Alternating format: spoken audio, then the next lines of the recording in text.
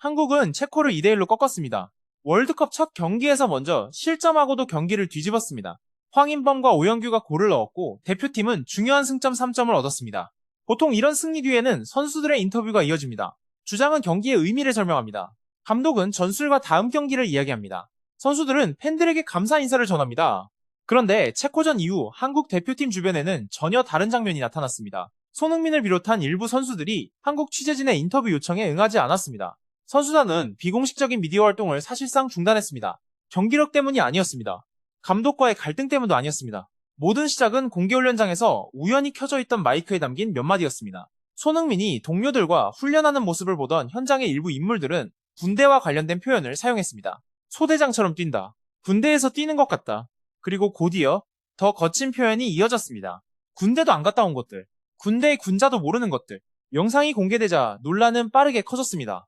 축구팬들은 분노했습니다. 대한축구협회도 공식적으로 유감을 표했습니다. 선수단은 큰 충격과 실망을 느꼈다고 밝혔습니다. 그리고 결국 대표팀과 한국 언론 사이에 보이지 않던 선이 생겼습니다. 하지만 이 사안을 단순히 손흥민이 기분이 나빠서 인터뷰를 거부한 사건으로 정리해서는 안 됩니다. 이번 논란의 핵심은 군대가 아닙니다. 누가 한 말을 했는지도 아직 완전히 공개되지 않았습니다. 더 큰 문제는 대표팀과 취재 현장 사이에서 오랫동안 유지돼야 할 신뢰가 한순간에 무너졌다는 사실입니다. 월드컵이라는 가장 중요한 무대에서 선수들은 누구를 믿고 자신의 생각을 말할 수 있을까요? 언론은 어디까지 비판할 수 있고 어디서부터 선수에 대한 모욕이 될까요? 그리고 멕시코전을 앞둔 대표팀에 이번 갈등은 어떤 영향을 줄 수 있을까요? 논란은 멕시코 과달라하라에서 진행된 한국 대표팀의 공개 훈련 영상에서 시작됐습니다. 영상에는 손흥민과 선수들이 훈련하는 모습이 담겨 있었습니다. 그러나 카메라 주변에서 나눈 대화까지 마이크에 함께 녹음됐습니다. 그 대화 속에는 손흥민과 대표팀 선수들의 병역 문제를 조롱하는 것으로 받아들여질 수 있는 표현이 들어있었습니다. 영상이 온라인에 공개되면서 해당 음성은 빠르게 확산됐습니다. 많은 사람은 처음에 영상을 제작한 방송사 취재진이 발언한 것 아니냐고 의심했습니다. 하지만 JTBC는 해당 음성이 자사 취재진의 발언이 아니라고 밝혔습니다. ENG 카메라는 주변 소리를 크게 담을 수 있고 공개 훈련 현장에는 많은 사람이 있었기 때문에 불특정 인물의 대화가 함께 녹음됐다는 설명이었습니다. 현재까지 공개된 정보만으로는 누가 정확히 그런 표현을 했는지 단정하기 어렵습니다. 이 부분은 반드시 구분해야 합니다. 확인되지 않은 사람을 특정해 비난하면 또 다른 문제가 생길 수 있습니다. 그러나 발언자의 신원이 확인되지 않았다고 해서 발언 자체의 문제가 사라지는 것은 아닙니다.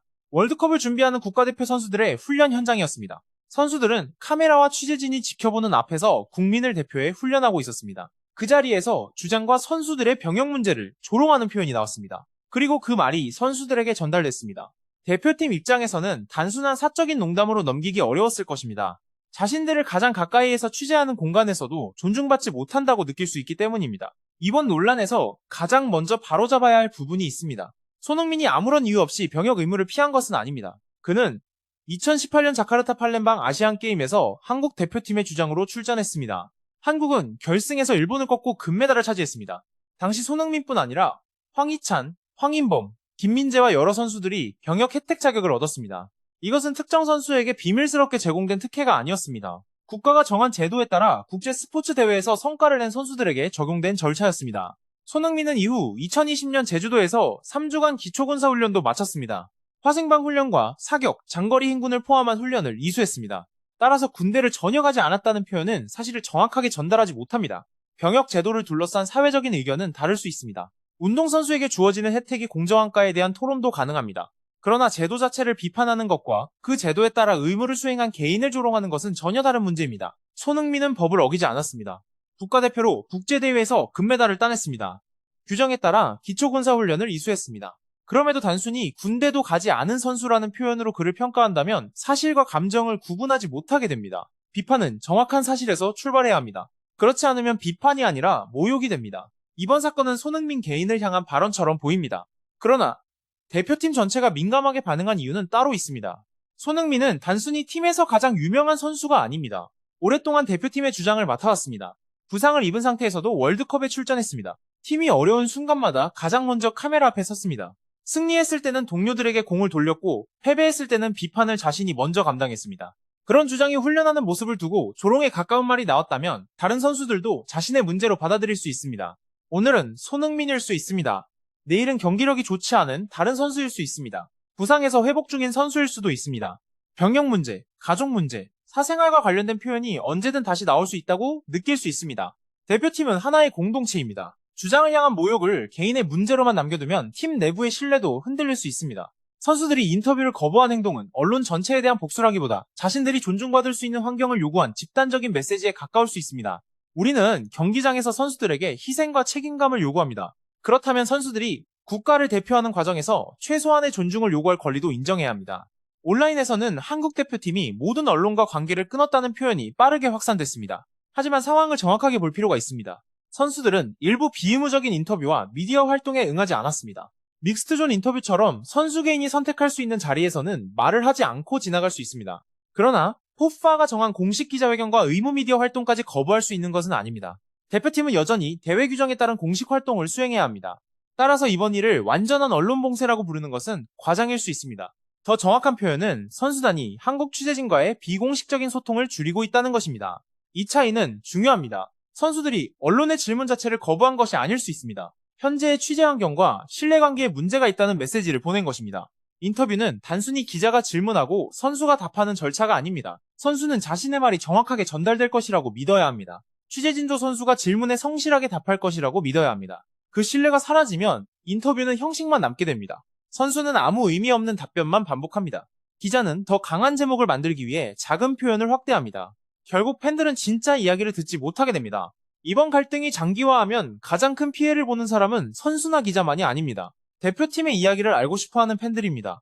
대한축구협회는 이번 사안에 대해 공식적으로 유감을 밝혔습니다. 협회는 선수단이 대한민국을 대표한다는 책임감 속에서 월드컵을 준비하고 있다고 설명했습니다. 또 부적절한 대화가 외부에 공개되면서 선수단이 큰 충격과 실망을 느꼈다고 밝혔습니다. 동시에 언론의 취재 활동과 미디어의 역할도 존중한다고 말했습니다. 이 부분은 중요합니다.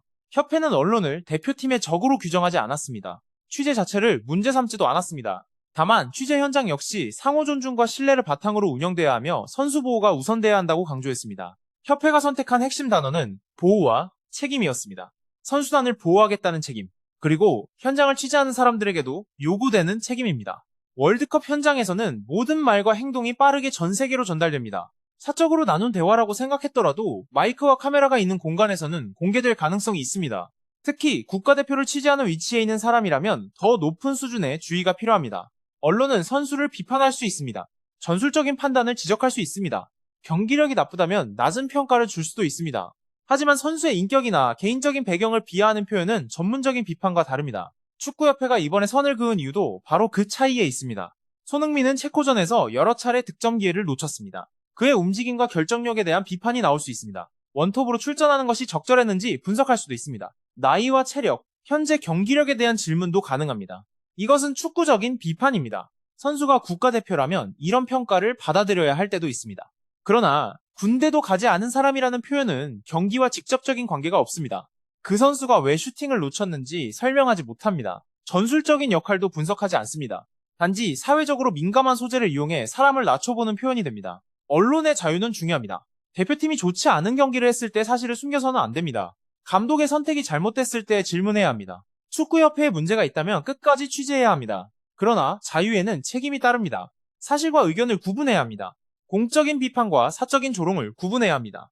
이번 사건을 계기로 모든 기자를 공격하는 것도 옳지 않습니다. 현장에서 선수들을 존중하며 취재하는 기자들도 많습니다. 선수와 언론의 갈등을 자극적으로 확대하면 문제를 해결하기보다 더 깊게 만들 수 있습니다. 몇 사람의 부적절한 행동을 언론 전체의 문제로 일반화해서는 안 됩니다. 동시에 일부의 문제라는 이유로 가볍게 넘겨서도 안 됩니다. 필요한 것은 정확한 책임 확인과 신뢰 회복입니다. 손흥민은 지금까지 이번 논란에 대해 별도의 공개 입장을 내지 않았습니다. 그는 대표팀 일정과 경기에 집중하고 있는 것으로 알려졌습니다. 일부 사람들은 침묵을 약함으로 볼 수 있습니다. 또 어떤 사람들은 손흥민이 직접 나서서 상황을 정리해야 한다고 말할 수 있습니다. 하지만 반드시 주장이 모든 갈등을 공개적으로 해결해야 하는 것은 아닙니다. 손흥민이 한마디를 하는 순간 그 말은 또 다른 기사 제목이 됩니다. 감정을 솔직하게 표현하면 갈등이 더 커질 수 있습니다. 괜찮다고 말하면 선수단이 느낀 충격이 가볍게 받아들여질 수 있습니다. 어떤 답을 하더라도 논란의 중심에 다시 서게 됩니다.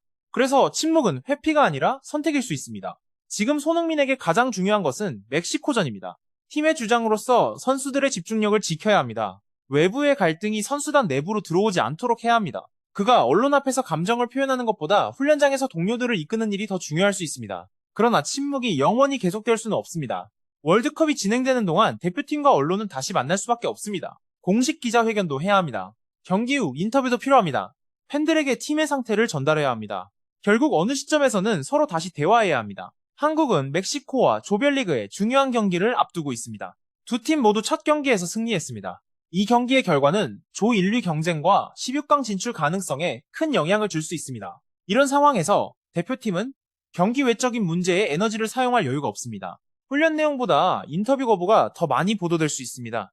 멕시코전 전술보다 언론과 선수단의 갈등이 더 큰 제목이 될 수 있습니다. 선수들은 휴대전화와 소셜미디어를 통해 논란을 접할 수밖에 없습니다. 집중력에 영향을 주지 않는다고 장담하기 어렵습니다. 그러나 반대의 가능성도 있습니다. 외부의 비판이 선수단을 더 강하게 결속시킬 수 있습니다. 주장을 보호해야 한다는 감정이 팀을 하나로 묶을 수 있습니다. 선수들은 경기장에서 답하겠다는 동기를 얻을 수도 있습니다. 중요한 것은 이 감정을 어떻게 관리하느냐입니다. 분노를 경기력으로 바꾸면 힘이 됩니다. 분노가 조급함으로 바뀌면 위험해집니다. 멕시코는 홈 관중의 응원을 받으며 강하게 압박할 가능성이 큽니다. 한국 선수들이 감정적으로 경기에 들어가면 불필요한 충돌이나 카드가 나올 수 있습니다. 경기 초반 판단도 흔들릴 수 있습니다. 이번 논란을 팀의 결속으로 바꾸되 경기 안에서는 냉정함을 유지해야 합니다. 그것이 주장 손흥민과 홍명보 감독이 해결해야 할 또 하나의 과제입니다. 대표팀은 언론 없이 팬들에게 모든 이야기를 전달하기 어렵습니다. 언론도 대표팀과 선수들의 협조 없이 깊이 있는 정보를 제공하기 어렵습니다. 두 집단은 서로 불편할 수 있습니다. 하지만 서로가 필요합니다. 좋은 취재는 팬들이 팀을 더 깊게 이해하도록 돕습니다. 좋은 인터뷰는 선수의 생각과 감정을 전달합니다. 감독의 선택을 설명하고 경기에서 보이지 않았던 이야기를 보여줍니다. 반대로 나쁜 취재 환경은 선수를 방어적으로 만듭니다. 선수는 안전한 답변만 반복하게 됩니다. 취재진은 더 강한 반응을 얻기 위해 자극적인 질문을 던집니다. 신뢰가 무너지면 정보의 질도 함께 떨어집니다. 따라서 이번 문제의 해답은 영구적인 보이콧이 아닙니다. 누가 어떤 말을 했는지 정확하게 확인해야 합니다. 필요한 사과와 책임이 뒤따라야 합니다. 현장의 취재 기준도 다시 정리해야 합니다. 선수단 역시 모든 언론인을 같은 방식으로 바라보지 않아야 합니다. 신뢰를 지켜온 취재진과는 다시 소통할 수 있어야 합니다. 선수 보호와 언론의 감시는 동시에 존재할 수 있습니다. 한쪽을 지키기 위해 다른 한쪽을 완전히 없앨 필요는 없습니다. 이번 논란은 마이크에 잡힌 몇 마디에서 시작됐습니다. 그러나 문제는 그 몇 마디보다 훨씬 커졌습니다. 손흥민의 병역 문제를 둘러싼 사실이 왜곡됐습니다. 대표팀 선수들은 자신들이 존중받지 못한다고 느꼈습니다. 대한축구협회는 선수단이 큰 충격과 실망을 받았다고 밝혔습니다. 선수들은 일부 미디어 활동에 응하지 않았습니다. 대표팀과 한국 언론 사이에 신뢰가 흔들렸습니다. 하지만 대표팀이 모든 언론과 완전히 단절한 것은 아닙니다. FIFA가 요구하는 공식 미디어 활동은 계속해야 합니다. 그리고 월드컵이 끝날 때까지 선수와 언론은 계속 같은 공간에서 만나야 합니다. 이 사건의 핵심은 손흥민이 군대를 갔느냐 가지 않았느냐가 아닙니다. 그는 2018 아시안게임 금메달로 제도에 따른 병역 혜택을 받았고 2020년 3주간의 기초군사훈련을 이수했습니다. 진짜 질문은 이것입니다. 국가대표 선수를 비판할 때 우리는 어디까지 사실과 존중을 지킬 수 있는가? 그리고 선수들은 상처를 받았을 때 어떤 방식으로 자신의 권리를 지킬 수 있는가? 비판 없는 대표팀은 건강하지 않습니다. 존중 없는 취재 현장도 건강하지 않습니다. 한국 축구가 월드컵에서 더 높은 곳으로 가기 위해 필요한 것은 경기장의 전술만이 아닙니다. 선수, 협회, 언론, 팬 사이의 신뢰도 필요합니다. 멕시코전을 앞둔 지금 대표팀이 가장 먼저 해야 할 일은 갈등을 확대하는 것이 아닙니다. 선을 넘은 행동에는 분명하게 책임을 묻고 선수단은 다시 경기에 집중할 수 있는 환경을 만드는 것입니다. 손흥민은 말하지 않았습니다. 그러나 선수단의 행동은 분명한 메시지를 보냈습니다. 우리를 비판할 수는 있습니다. 하지만 우리를 존중하지 않을 권리까지 있는 것은 아닙니다. 여러분은 이번 대표팀의 인터뷰 거부를 어떻게 생각하십니까? 선수 보호를 위해 필요한 행동이었다고 보시나요? 아니면 월드컵 기간에는 갈등과 별개로 언론과 소통했어야 한다고 생각하시나요? 그리고 이번 사건의 책임은 발언 당사자, 취재 현장, 방송사, 축구협회 가운데 어디에 가장 크다고 보십니까? 감정적인 비난보다 구체적인 이유와 함께 의견을 남겨주시기 바랍니다.